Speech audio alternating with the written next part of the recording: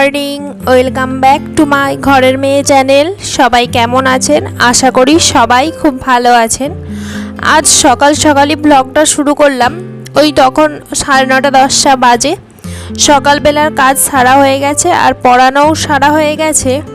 একটু ঘর দুয়ার মোছামুছি ঝাড়াঝাড়ির কাজ করছি, কেননা মহালয়ার আগে ঘর দুয়ার ঝাড়া হয়েছিল, তারপরে আর কোনো ঘর দুয়ার ঝাড়াও হয়নি আর মোছাও হয়নি। কেননা যত পুজো এগিয়ে আসছিল তত আমার টেলারিংয়ের কাজের চাপও বাড়ছিল, সেই কারণে তো ঘর দুয়ার একটু ঝুল হয়েছিল। সেই জন্য ভাবলাম একটু ঝাড়াঝাড়ি করি। আজ আমাদের মায়ের পুজো, মানে যে আগের ভিডিওতেই বলেছিলাম যে আমাদের লক্ষ্মী পুজো হয় না, মানে আমাদের পাড়াটাতে লক্ষ্মী পুজো হয় না, মাকে এনে পুজো করা হয়। তো সেইটাই হচ্ছে আমাদের লক্ষ্মী পুজো। এটা হচ্ছে লক্ষ্মী পুজোর পরের দিন পূর্ণিমা ছিল, সেই দিন পুজোটা হচ্ছিল। তো সকাল সকাল উঠে একটু ঘর দুয়ার পরিষ্কার করে নিচ্ছিলাম। করার পর বিছানার চাদর বালিশের ওয়ার যা ছিল সব খুলে বালিশগুলো ভালো করে রোদে দিয়ে দিলাম।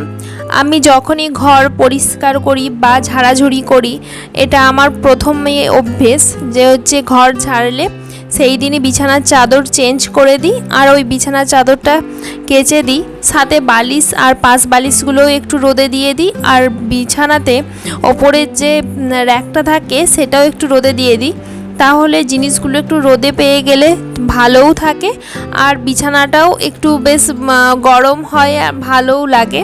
সবসময় স্যাঁতস্যাঁতে ভাবটাও ভালো লাগে না, সেই জন্য সব দেওয়া হয়ে গেছে। হয়ে যাবার পর সকালবেলা আমার এইদিকে রান্না বান্নাও করা হয়ে গেছে, খাবারও খাওয়া হয়ে গেছে, সাথে স্নানও করে নিয়েছি। কেননা আমাদের মায়ের পুজোটা শুরু হয় ওই দুপুরবেলা 10টার দিক করে, তারপরে 1টা 1:30 যেমন তিথি পড়ে। কোনো কোনো বারে দেরিতে শুরু হলে প্রায় 2টো 3টে এরকম বেজেই যায়। তো এবারে সকাল সকালই তিথি পড়েছে, মানে পূর্ণিমাটা সকাল সকালই শেষ হয়ে যাবে, সেই জন্য তাড়াতাড়ি করে রান্না করে নিয়েছিলাম। রান্নার ভিডিও আর সেই জন্য করলাম না। তো রান্না করা হয়ে যাবার পর স্নান টান করে এইদিকে আগে আলতা পড়তে বসে পড়লাম।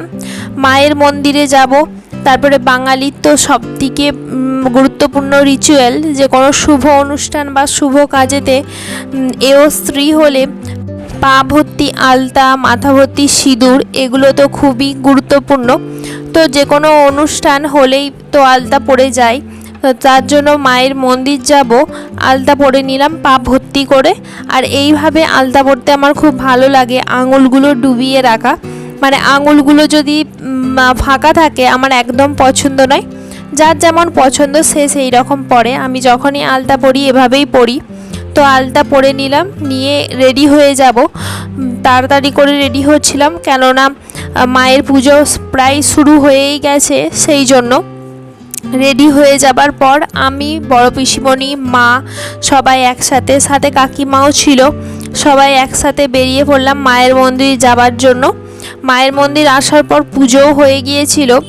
সেই দিন আর ভ্লগটা কন্টিনিউ করতে পারিনি, কেননা পুজোর সময় আমার ভ্লগ করতে মনেও ছিল না, আর সেই দিন আর ভ্লগ করাও হয়নি। এই ভ্লগটা দুদিন মিলে, মানে এটা পরের দিন। এই দিন হচ্ছে আমাদের ক্ষীরভোগ হয়। ক্ষীরভোগ মানে হচ্ছে আসলে পায়েস। মা যেদিন আসতে যাবেন, যেহেতু মা আমাদের মন্দিরে নিত্যদিন থাকেন না, এনে পুজো করা হয় অন্য এক মন্দির থেকে, তো মা যেদিন আসতে যাবেন, মানে মায়ের আসল মন্দির যেখানে, সেখানে ফিরে যাবেন, তার আগের দিন ক্ষীরভোগ হয়। এই রকম পায়েস হয়, পায়েস হয়ে তারপর মাকে দেওয়া হয়। সেই পায়েসটা আমাদের গোটা পাড়াতে প্রত্যেকটা বাড়িতে বিলি করা হয়। তো সেই মতো আমাদের বাড়িতেও যতটা ভাগ পাওয়ার ততটা ভাগ পেয়ে গেছি। বাবা সকাল সকাল গিয়ে নিয়ে চলে আসছে। আর আমার ক্ষীরভোগ, মানে এটা তো পায়েস, তো ক্ষীরভোগ আমার খুব পছন্দের একটা খাবার। মানে কোনো অনুষ্ঠান ঘরে আমি গেলে কখনো দই দিলে আমি দই নিতে চাই না, কেননা দই আমার অতটা পছন্দ নয়। এই পায়েস যদি দেয় আমাকে দুবার করে আমার পাশে মা থাক বা কাকিমাই থাক চেয়ে দেয়, যেহেতু আমি পছন্দ করি। তো আমি বেশি করেই নিয়ে নিলাম। বাড়িতে আমরা মাত্র 3 জন, আর এক টিফিন কৌটো ভর্তি ক্ষীরভোগ, যেহেতু আমি ভালোবাসি আমি বেশি করে একটু নিয়ে নিলাম। তারপরে বাবা বাজার থেকে চিংড়ি মাছ এনেছিল। তো চিংড়িগুলো বেশ ভালো ছিল, একটু বড় বড়ও ছিল আর ছোটা ছোটা ছিল। চিংড়ি মাছগুলো বেছে ভালো করে নুন মাখিয়ে রেখে দিলাম। মা এইদিকে ভাতটা বসিয়ে দিয়েছিল। ভাতটা হয়ে যাবার পর আমি এইদিকে শাক ভাজা আর চিংড়ি মাছের ঝালটা করে নিচ্ছিলাম। আজকে বাড়িতে শাক ভাজা আর চিংড়ি মাছের ঝাল আর শুক্তো হবে।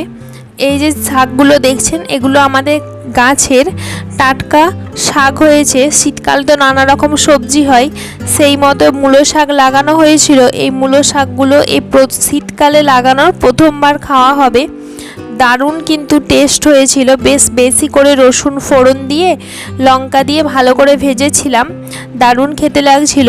সিজনের যে কোনো শুরুতে যে কোনো সবজি বা ফল যে কোনো জিনিস খুব ভালো খেতে লাগে কিন্তু।